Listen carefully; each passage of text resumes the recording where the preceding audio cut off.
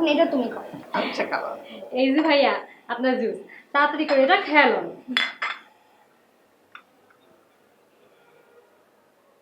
আল্লাহ দাদি, এগুলি কার গয়না? এগুলি আমার গয়না। আমার বিয়ের সময় আমার আব্বা এই গয়নাগুলো আমাকে দিয়েছিল। আমি এই গয়নাগুলো যত্ন করে রেখে দিয়েছি। আমার দাদু ভাইয়ের যখন বিয়ে হবে তার বউকে দেব। অনেক সুন্দর গয়না। আজকাল এরকম দেখা যায় না, দেখ কত সুন্দর মিনা করা। কি সুন্দর গয়না খালাম্মা, এগুলো কার গয়না? এগুলো আমার বাবার বাড়ি থেকে বিয়ের সময় আমাকে দিয়েছিল। কি সুন্দর, এখন এই গয়নাগুলোর ট্রেন্ড জানেন, এই ডিজাইনগুলো অনেক সুন্দর, আমার তো খুব ভালো লাগে। আমরা এই গয়নাগুলো দিয়া ভাইয়ার জন্য একটা লাল টুকটুক বউ আনু।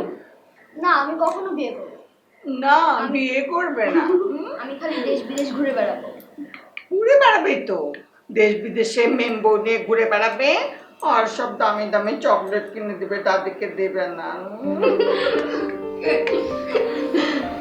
ঠিক বলছেন।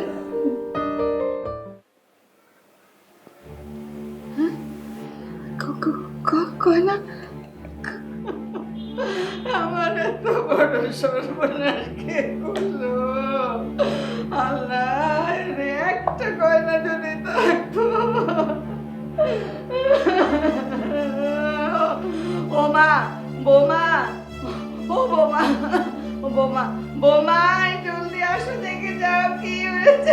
দেখে যাও আমার সর্বনাশ, আমার সর্বনাশ হয়ে গেছে। আপনি তো চিৎকার চেঁচামেচি করে কাঁদছেন কেন? আশেপাশের লোকজন তো সব শুনছে। আরে আমার সর্বনাশ হয়ে গেছে, আমি কাঁদবো না। একটা গয়না নাই, কে নিয়ে গেছে? এত বড় সর্বনাশ আমার কে করলো? মা, কে নেবে আপনার গয়নাগুলো বলুন? বাসায় তো বাইরের কেউ আসেনি। সেই দিন শুধু গফুর চাচা এসেছিল, আর উনি তো আপনার রুমে বসেই গল্প করেছে, আর তো কেউ আসেনি। গোপর আছে 1 মাস আগে, কিন্তু আমি তো এই যে কালকেই তো ওদেরকে, এই যে রূপা, তোমার বোন, সবাইকে আমি আমার এগুলো খুলে খুলে দেখিয়েছি। ওদেরকে জিজ্ঞেস করো তুমি। আপনি কি বলতে চাচ্ছেন মা? গয়নাগুলো আমার বোন নিয়েছে? আমরা চোর? আমি ওই কথা বলিনি, আমি কখন বললাম? আমি বলেছি ওরা দেখেছে আমার গয়না। খালাম্মা, কালকে তো দাদি আমগুলো সব গয়নাগুলো বাই করে দেখাইছিল।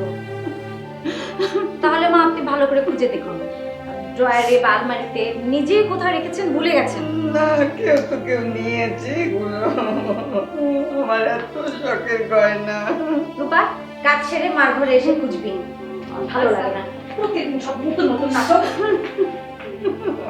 আমার এত বড় সর্বনাশ। কে